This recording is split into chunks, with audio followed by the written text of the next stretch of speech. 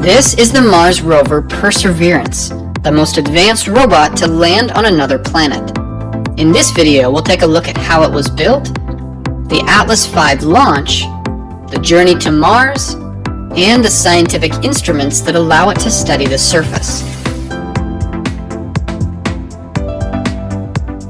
On February 18, 2021, the Perseverance rover successfully touched down on Mars. It costs a total of $2.5 billion. It has many scientific instruments to help study Mars, search for signs of life, and prepare the way for future human explorers. Perseverance is, of course, not the first rover to visit Mars. Sojourner was in 1997, a very small rover, and here's a person for size comparison. Spirit and Opportunity in 2004, these were identical rovers sent just a few weeks apart from each other. Curiosity landed in 2012, and then Perseverance in 2021. Same size as Curiosity, but much more advanced technology. This is not a complete list. This just shows the most recent rovers sent by NASA in the United States. For most of this video, I'll be focusing on Perseverance. NASA designs and builds the rovers in Pasadena, California at the Jet Propulsion Laboratory, or JPL for short. This took about 8 years of designing, building, and testing to get Perseverance ready to go.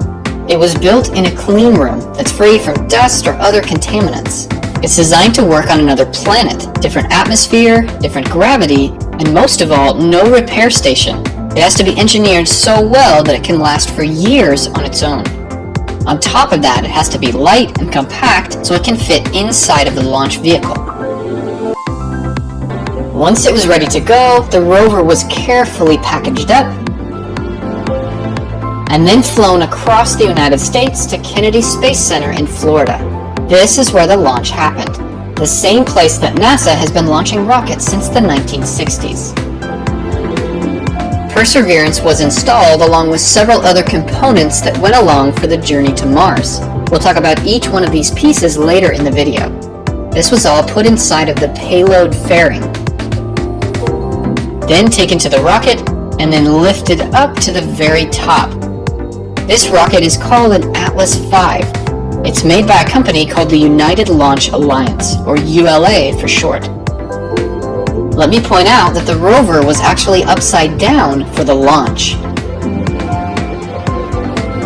The best time to launch to Mars is about every 26 months.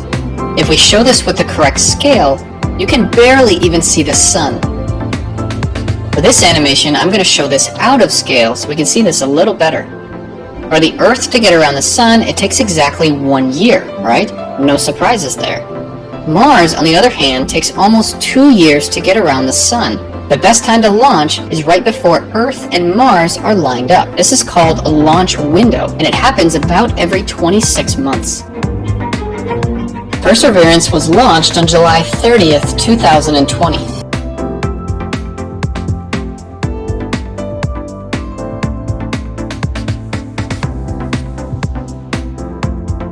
Four solid rocket boosters use up all their fuel first.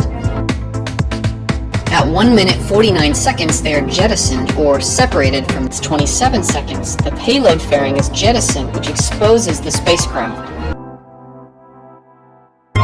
Next up, the main booster runs out of fuel. At 4 minutes 28 seconds, the main booster is separated and it will fall back to the Earth. Called the Centaur stage. Its main engine now fires up. This is what gets us into orbit around the Earth. At 11 minutes and 30 seconds, the engines shut off. This is called the coast phase. We'll stay here for about a half hour. It's a good time to check things out and make sure that everything is still working as it should. And then we relight the engines for about 8 minutes. This is called the Earth escape burn. This is what gets us on a path towards Mars. Then the spacecraft separates.